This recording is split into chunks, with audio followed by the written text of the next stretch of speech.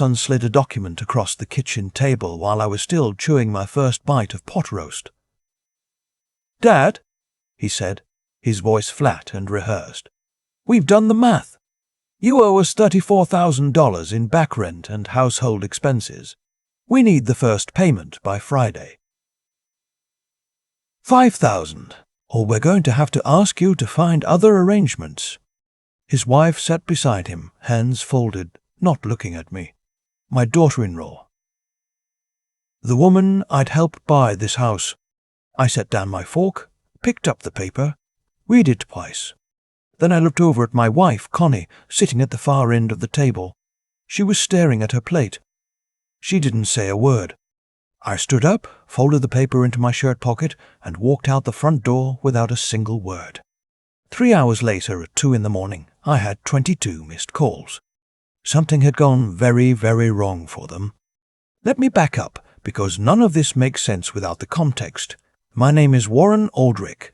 I'm 68 years old, retired after 32 years, a structural engineer with a firm out of Columbus, Ohio. My wife Barbara passed from ovarian cancer 4 years ago, 11 months after her diagnosis. She was the kind of woman who remembered every neighbor's birthday and made soup for people she barely knew when they got sick. When she died, the house we'd shared for 27 years felt like a building I'd wandered into by mistake. My son Colton is 36. He works in commercial insurance. His wife Amber is 34. They have one daughter, my granddaughter, who just turned 7. They live in a 4-bedroom colonial in Westerville, about 20 minutes from where I used to live. 2 years after Barbara died, I sold the house. I couldn't maintain it alone, and every room felt like it was asking me a question I couldn't answer. The sale netted me $118,000 after the mortgage. Colton called me the same week, said they had a finished basement apartment, private entrance, its own bathroom. Said it would be good for all of them. Said Emma, my granddaughter, missed her grandfather. He didn't have to say it twice. Before I moved in, I handed Colton $35,000 in cash to help finish the basement properly. New flooring, a kitchenette, updated electrical. He said contractors were cheaper if you paid cash, so that's what I did. I gave it to him on a Sunday afternoon at his kitchen table, 2 weeks before the movers came. That was 8 months ago. The document he slid across to me on a Thursday evening was printed on plain office paper, formatted like an invoice. Header, Aldrich Household. Resident Cost Recovery Statement. Below that, a table. Room and board, August through March, $22,000. Utilities allocation, $4,800. Special dietary accommodations for my low-sodium diet, $3,000. Medical storage and dedicated bathroom access, $2,400. Administrative fee, $1,800. Total, $34,000. First installment, $5,000, due within 72 hours. I read it twice, like I said. And then I noticed something at the bottom of the page, in very small grey text. Created July 14th, 11:23 a.m. Document properties. I moved in on September 2nd. This document had been created 7 weeks before I arrived. I didn't say anything. I didn't shake. I just slid the paper into my pocket, stood up, and walked out. The night was cool. I sat in my truck in the driveway for a few minutes, then backed out and drove to a Denny's off Route 161 that I knew stayed open all night. I ordered coffee and a piece of pie I didn't eat. I pulled up the document on my phone's camera. I'd photographed it before folding it, force of habit from decades of documenting site inspections, and I zoomed in on that line at the bottom. July 14th. 7 weeks before I ever set foot in that house as a resident. I sat with that for a long time. The coffee went cold. A trucker at the counter ordered scrambled eggs. The ceiling fan turned slowly overhead. My son had planned this before I moved in, before the welcome home dinner, before the weekend I spent putting together Emma's new bookshelf and reading her 3 chapters of Charlotte's Web before bed. Before all of it, he'd already written the invoice. I opened my phone and called the one person I trusted completely. Her name is Judith Pierce. She's 63, a retired real estate attorney who handled closing documents for half the county for 30 years before she stepped back. She and her late husband Gordon were our closest friends for 2 decades. When Barbara was sick, Judith sat with her every Tuesday afternoon. When Barbara died, Judith was the first person at our door. She'd helped me review the paperwork when I sold my house, and she knew my finances better than most. She answered on the 3rd ring. "Warren." Her voice was alert even at that hour. "It's almost midnight." "I know. I need help, Judith, tonight." I told her everything. The dinner, the document, the dollar amounts, the creation date. My voice was steady the whole time, which surprised me. When I finished, she was quiet for about 4 seconds. "That's financial elder abuse under Ohio Revised Code 2903, 24 mine," she said. "Creating a fraudulent debt instrument to coerce payment from an elderly parent. It's a first-degree misdemeanor at minimum, and felony if damages exceed $1,000. Where are you?" "Denny's on 161. "Come here. Now, bring everything." Judith lives in a ranch house in New Albany, with a screened porch and a kitchen table that's hosted more serious conversations than most courtrooms. She had coffee waiting, and her legal pad open when I walked in at 12:40. We spent 2 hours going through everything. She photographed the document. She pulled up Ohio elder abuse statutes on her laptop. She made a list on her legal pad in neat block letters. What I'd given Colton financially over the years. What documentation existed. What I'd need to build a case. The list was longer than I expected. In addition to the $35,000 for the basement, I'd helped Colton and Amber with a down payment supplementation of $20,000 when they bought the house in 2019. I'd covered 2 car insurance payments totaling about $1,900 when Colton changed jobs. I paid for Emma's preschool for a year, $8,400. I'd covered a furnace repair in the winter of 2021, $2,200. I had bank records and text messages for most of it. Judith circled a number at the bottom, $64,000 over 5 years, not counting the basement renovation money, not counting 8 months of groceries I'd quietly paid for. She looked up at me over her reading glasses. "He's asking you for $34,000. You've given him $64. And he put together that invoice before you ever moved in." The words just sat there on the table between us. "I need a place to stay tonight," I said. "You're staying here," she said, and that was that. The next morning, I started collecting everything. Judith had given me a checklist, bank statements showing every transfer, text messages where Colton or Amber had asked for money, the original receipt from the $35,000 cash withdrawal for the basement, the down payment documentation from the 2019 closing, Emma's preschool enrollment records with my name as payer. I also needed something I hadn't thought of the night before. I called my older brother Dennis. He lives in the same Westerville neighborhood, 3 streets away from Colton. Dennis is 71, retired from the post office, steady as a fence post. He'd been at every family gathering for the last 40 years. Colton trusted him, or at least didn't have reason not to. "Dennis," I said, "I need you to go by Colton's house and check something for me. There's a photo on the hallway wall, the one from the family reunion in 2020. I need a picture of it." He didn't ask too many questions. He stopped by that afternoon under the pretense of dropping off a casserole dish he'd borrowed. He texted me from the driveway. The photo was still there. I was in it.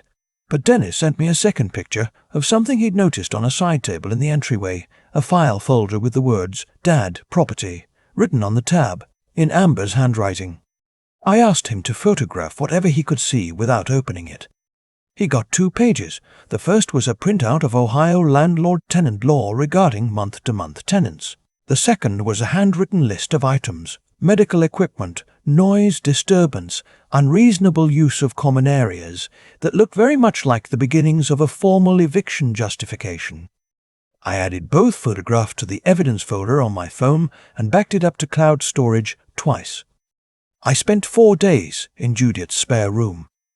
She drafted a document she called a financial contribution, acknowledgement, 1 page, clearly worded, stating the factual record. Colton had received $64,000 from me over 5 years in documented support. The $34,000 debt claimed in the invoice was fabricated. Signing the acknowledgement would end the matter. Refusing it would result in an elder abuse complaint filed with the Ohio Attorney General's office. On day 4, I called Colton. He answered on the second ring. His voice was guarded. "Dad, we need to talk about—" "Monday night," I said. "Dennis's house, 7 o'clock. Bring Amber." A pause. "What for?"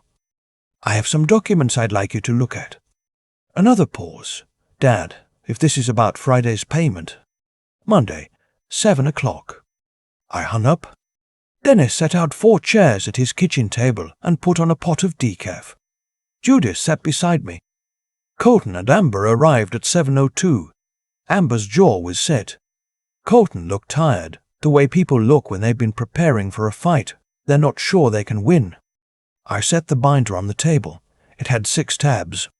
I opened to the first one. The invoice with the creation date highlighted in yellow. "July 14th, I said. "I moved in September 2nd. You wrote this 7 weeks before I arrived." Colton's eyes moved to the page. Something shifted in his face, but he didn't speak. "I'd like to understand," I said, keeping my voice even, "how a document you drafted in mid-July could reflect costs from August through March." Amber opened her mouth. The costs were projected. "Based on what?" Judith asked. Her voice was quiet and precise. "What data did you use to project costs for a tenant who hadn't moved in yet?" Silence. I turned to the second tab. The spreadsheet. $64,000, itemized over 5 years, with dates and amounts and source documentation. "This is what I've given this family since 2019, I said. "Down payment help, car insurance, Emma's preschool, the furnace, and $35,000 in cash for the basement renovation in September at your kitchen table, 6 days before my first box came through the door." Colton stared at the numbers. His hand moved toward the page, then stopped. "Those were gifts," he said quietly. "You asked for each one," I said. "I have the texts." I flicked to the tab with the screenshot printouts. 41 messages over 5 years. "Dad, can you help with the deductible? Dad, we're short on the mortgage this month. Dad, if you could just cover Emma's school through June. Dad, the basement guys need payment up front. Cash only." Amber looked away. Colton read 3 messages and stopped. I turned to the next tab. The down payment documentation. His name, my name, the wire transfer date. Then the basement withdrawal receipt. 22-year-old man at a bank window, $50 bills. I'd stood at that counter for 11 minutes while the teller counted. I wrote a number on the legal pad in front of me, circled it, and slid it toward him. $64,000. "You're asking me for 34, I said. "I've already given you 64. You don't have a claim against me, Colton.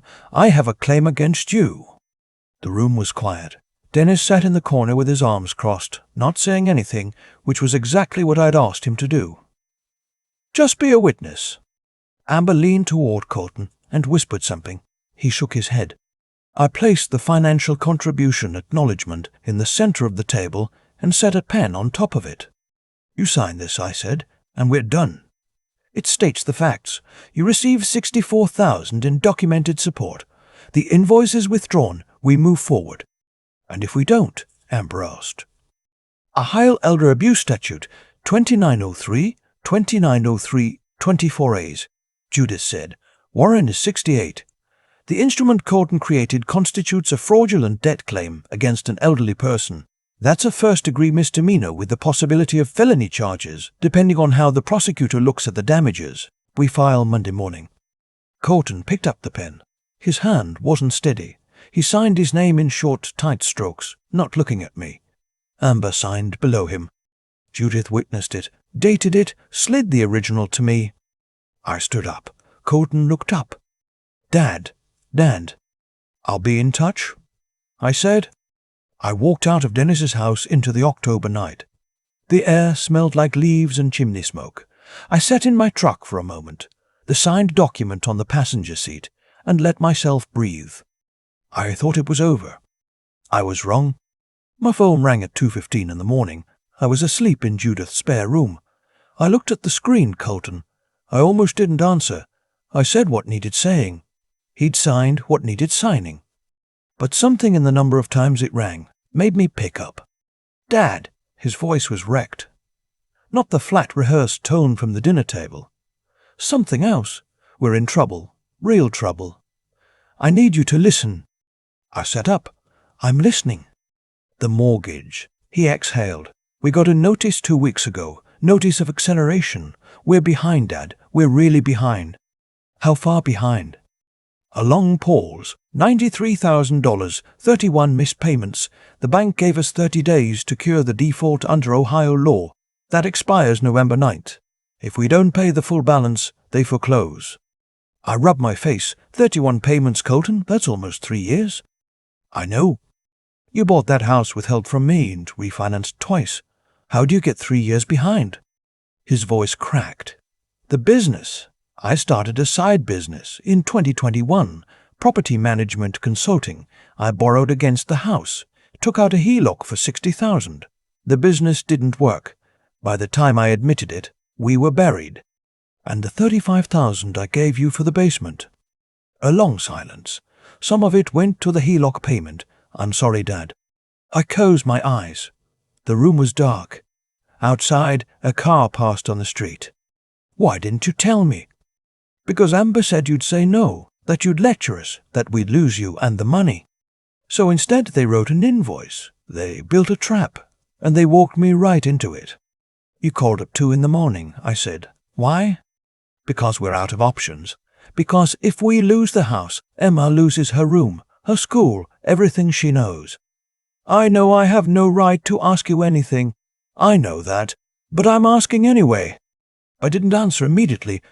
I sat in the dark, and I thought about Barbara. I thought about what she'd said to me once, near the end, when she was still well enough to sit up in bed and drink tea. She'd said, "Warren, Colton has your stubbornness and none of your patience. Be patient with him even when he makes it hard." I hadn't fully understood what she meant at the time. I thought I was beginning to understand. "I'm not promising anything," I said, "but I want to see the notice. Everything. Meet me at Judith's tomorrow morning, 10 o'clock. Bring the paperwork." He exhaled. "Thank you, Dad." "Don't thank me yet," I said, and hung up.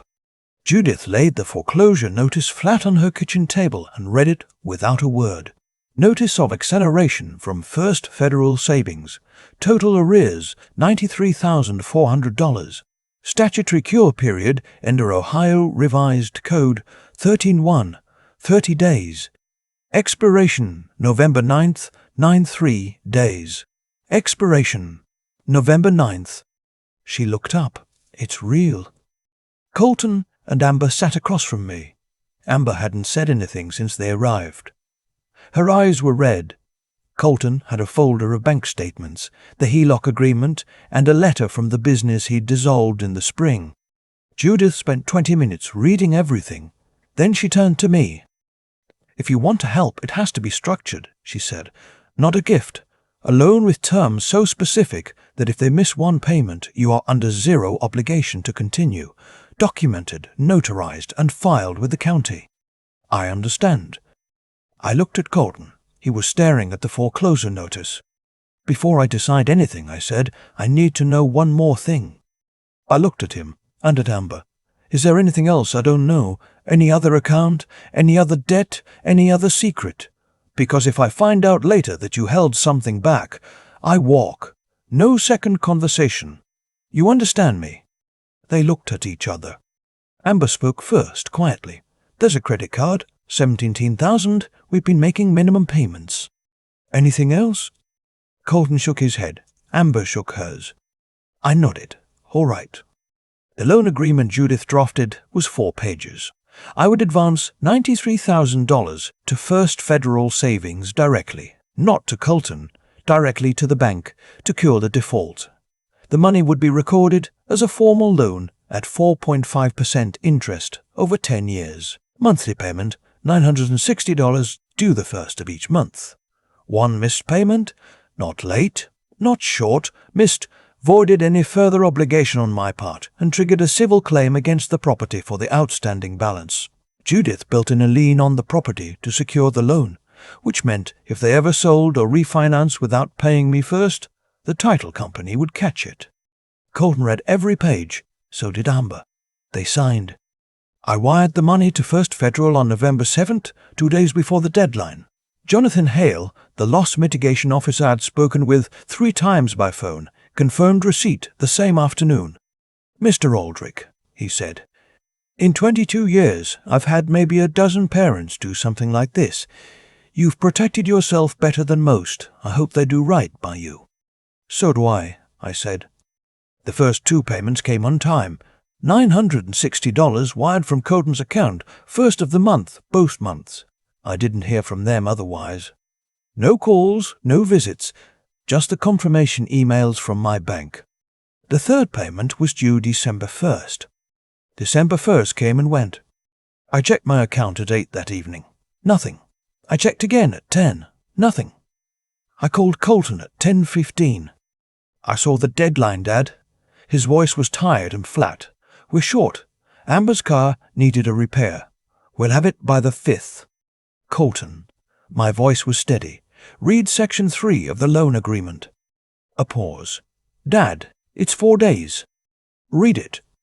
The line was quiet for a moment. Then, "1 missed payment voids further obligation." "That's right." "Dad, it's $960. We've paid 2 months." "You signed the agreement." "You're really going to do this over 4 days?" I thought about the invoice with the July 14th creation date. I thought about 31 missed mortgage payments while I was handing them money. I thought about Barbara saying, "Be patient with him." I'd been patient for a long time. "I'm withdrawing from the loan," I said. "Judith will contact the bank tomorrow. You have the lien on file. You know what that means." He hung up. 22 missed calls between December the 1st and December 3rd. Colton. Amber. An unfamiliar number I didn't answer. And then, on the morning of the 4th, a text from Amber that simply read, "You are destroying your son's family." I read it once and put the phone face down on the table. I called Judith and told her to proceed. She notified First Federal that morning. Per the agreement, the lien was activated and the outstanding balance was due. First Federal had no obligation to wait. They'd cured the foreclosure once. They wouldn't do it again. 2 weeks later, I drove by the house on a Tuesday afternoon. A foreclosure posting was nailed to the wooden post by the front walk. White paper, county seal, auction date in 60 days. Colton's truck was in the driveway. The garage door was half open. I didn't slow down. I want to be clear about what I felt in that moment, because people always expect you to say you felt vindicated or relieved. I didn't feel either of those things. I felt tired and sad and deeply certain that none of this had needed to happen. My brother Dennis called a few days later. He'd run into Colton at a gas station. Colton had told him that I'd refused to help and that I'd engineered the whole thing to take back the house. Dennis had listened and then said, quietly, "Colton, I was in the room. I saw you sign that invoice acknowledgement. I watched you sign the loan agreement. Your dad documented every dollar he gave you for 5 years. Then he paid for his coffee and left." I went to see Judith that evening. We sat on her screened porch with mugs of decaf, the way we had dozens of times over the years, back when Gordon was still alive and the 4 of us would play cards until midnight. The leaves were mostly down. The yard was quiet. "What do you need?" she asked. "I need to figure out what comes next," I said. She turned to a fresh page on her legal pad. We spent 2 hours talking about it. I had $68,000 left in savings after the loan money I'd advanced. My pension from the firm. I'd vested fully at 30 years, paid $2,200 a month. I'd deferred Social Security, so at 68 my monthly benefit was $3,100, altogether about $5,300 a month, which was manageable. I needed an apartment. I'd been staying in Judith's spare room for 6 weeks, and she'd never once made me feel like a burden. But it wasn't my home. I found a 1-bedroom at a complex called Creekside Manor in New Albany, 850 square feet, first floor, 300 feet from a walking trail along the creek. The manager, a retired teacher named Olive, recognized my engineer's habit of reading every word of the lease and appreciated it. I moved in on a Friday. I unpacked by myself, which took 3 hours, and felt exactly right. I hung 2 photographs in the living room. Barbara and me at Niagara Falls in 1998, the year we finally took the trip we'd been promising ourselves for a decade. And Emma, at 3 years old, sitting in my lap at Christmas, wearing a paper crown she'd made at preschool, grinning at the camera with 2 teeth missing. I didn't hang any pictures of Colton or Amber. Not yet. Maybe not for a long time. But I kept the photo of Emma because none of what happened was her doing, and she still called me Grandpa Warren, and I intended to be her grandfather for as long as she'd have me. 3 weeks into my new apartment, I was pouring coffee at 7 in the morning when my phone buzzed. A text from a number I didn't recognize. No name. I know what you did. People like you don't get to play the victim. I blocked the number, took a screenshot for Judith's records, and finished my coffee. That afternoon, Judith called to tell me she'd been contacted by a paralegal at a legal services clinic in Columbus. Colton had filed a complaint alleging that I had exerted undue financial pressure on him, that the loan agreement had been signed under duress, and that I had interfered with his ability to care for his family. The clinic had agreed to review the case. Judith didn't sound worried. "How many pages is the rebuttal going to be?" I asked. 14, she said. "I'll attach every signed document, every bank record, every text exchange, and the Dennis affidavit. I'm also going to attach the invoice with the July 14th creation date. No legal aid clinic is going to touch this case once they see that document." She was right. 5 days later, the clinic sent a 1-paragraph withdrawal notice. After review of available documentation, this office has determined it is unable to ethically pursue this matter on behalf of the petitioner. I printed the letter and added it to my binder. Dennis called me a few weeks after that. His voice was careful. "Colton came by," he said. "He asked me how much I'd told you over the years. About their finances. About things he'd mentioned in passing. What did you say?" "I said I'd told you the truth when you asked for a witness, and that I'd do it again." A pause. He left without saying goodbye. I thanked my brother. He said it wasn't necessary. In the new year, I got a letter from Emma's school, an automated tuition billing notice, forwarded to my address because I was still on file as an emergency contact and secondary billing party from her preschool years. The notice wasn't for me to pay, it was for Colton and Amber, but it told me Emma was enrolled in 2nd grade and doing well, which was what mattered. I started volunteering on Tuesday mornings at a community center downtown, helping seniors review financial documents, Medicare statements, benefit letters, anything that looked confusing. Some of them had been taken advantage of by family members, some by strangers. Some had just gotten so tangled in paperwork they couldn't see clearly anymore. I sat with them at a folding table and went through it line by line. A woman named Rosalind, 74, had a son who'd been charging her rent for a room in her own house, a house she'd put her name on the deed of when he was 30. I helped her organize her records and connected her with an attorney I trusted.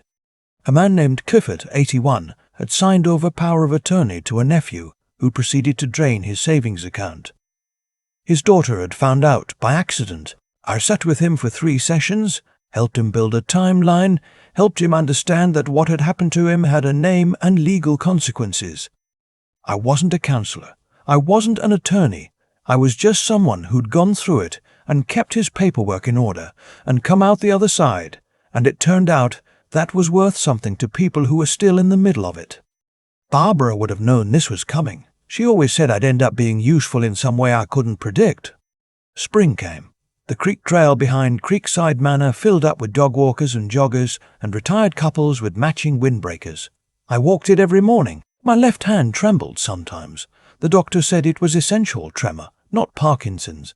Manageable with awareness and rest, but my legs were strong and the air in the morning smelled like creek water and cut grass and possibility. In April, I received a certified letter from a Columbus probate court. Not for me, for the property on Colton Street. The auction had gone forward in February. New owners had taken possession in March. The letter was informational, part of a routine title search. My lien had been satisfied from the proceeds of the auction, which meant I received $61,000, less than I'd advanced, because the auction had settled for less than market value. $26,000 was gone. I accepted that. I'd spent $26,000 learning that you cannot build a safety net for someone who is determined to fall through it. One afternoon in early May, Emma appeared at my door. Not alone. Colton had driven her. He sat in his car at the curb while she walked up the path in her pink rain boots and knocked on my door. She was holding a drawing she'd made in art class, a house with a big yellow sun, a dog, and two people standing outside. One was small with a ponytail. One was tall with glasses. "That's me and Grandpa Warren," she said, pointing at the tall one. I folded it very carefully and put it on my refrigerator with a magnet shaped like an Ohio State map that Judith had given me as a housewarming gift. Emma stayed for an hour. We had apple juice and graham crackers, and she told me everything about second grade, her teacher, Mrs. Kessler, her best friend who was moving to Michigan in June, the chapter book she was reading about a dog who solved mysteries. When Colton honked once from the curb, she hugged me around the waist, hard, and then ran down the path to the car. He didn't come to the door. I didn't go to the car. But Emma waved at me from the window as they pulled away. I waved back. That evening I sat on my small balcony with a cup of decaf and the last of the daylight, and I thought about what the last year had cost me. Not just the money, though that was real. The confidence I'd placed in the wrong hands, the months sleeping in someone else's spare room, the 2 a.m. calls, the binder of evidence that no father should ever have to build. But I also thought about what the year had given me. A home that was actually mine. An apartment where every object was chosen because I wanted it. Tuesday mornings with people who needed exactly what I had to offer. A brother who showed up and didn't flinch. A 7-year-old in pink rain boots who drew me into her pictures. And the clear, uncomplicated knowledge that I had not given up, had not been taken advantage of completely, had protected what needed protecting. Barbara had a phrase she used when things were hard. She'd look at me over the kitchen table and say, "Warren, you're still here." Not as comfort exactly. More like an observation about resilience. "You are still here. That has value. Don't overlook it." I was still here. On a Tuesday morning in late May, I walked into the community center and a man was already waiting at the folding table.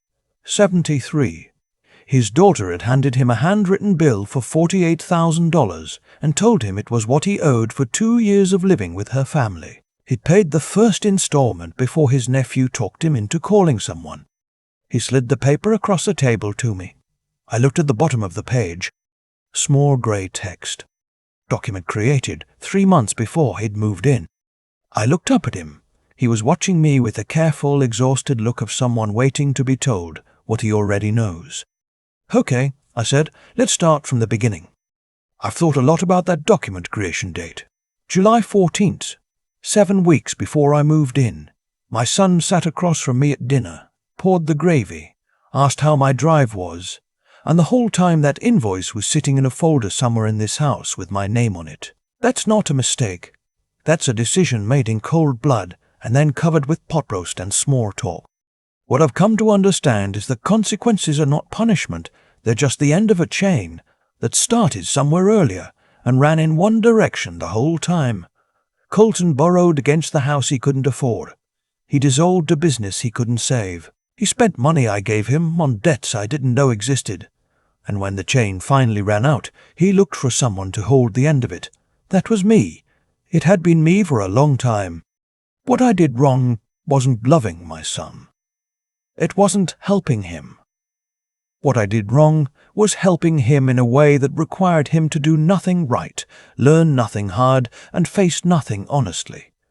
Every time I wired money without asking what it was really for, I was teaching him that the wire would come. Every time I said yes, without the kind of clarity that comes from actually looking at another person and saying, "This is what I expect from you," I was telling him that expectations didn't apply to him.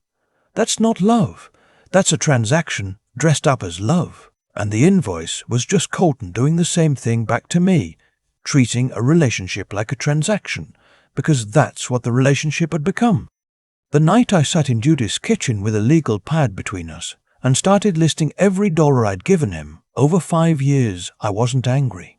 I was just finally being honest about what I'd been doing, which was pouring water into a bucket that had no bottom and calling it generosity. Judith asked me once, toward the end of all of it, whether I regretted the years of helping. I thought about it for a long time before I answered. I said no. I regretted that I'd helped without thinking carefully enough about whether the help was building something or preventing something from being built. There's a version of support that makes a person stronger, and there's a version that makes a person smaller, more dependent, more brittle when the support finally stops. I'd been doing the second kind for years without realizing it. What I'm proud of is how I handled the moment it mattered. Not with rage, not with collapse. I photographed the document. I called someone I trusted. I showed up to the meeting with a binder and spoke in facts. I signed a loan agreement with ironclad terms, and I enforced those terms when they were violated, on the first violation, without negotiating down. That was harder than it sounds. There is nothing easy about watching the chain reach its end when your son is holding the other side, but the hardest things I've done in my life have also been the ones that left me most intact. Dennis said something to me once while we were sitting on his back porch after it was all over. He said, "You know what the real win was. You didn't become someone you weren't." I've thought about that a lot, because the temptation when someone treats you as a wallet is to either keep being a wallet or to become so closed off that you stop being any use to anyone. I didn't want either. I wanted to still be the man who showed up on Tuesday mornings at a folding table to help people read their Medicare statements. I wanted to still be the grandfather who recognized Emma's voice on the other side of the door. I'm still here. That's not a small thing. Barbara knew it wasn't.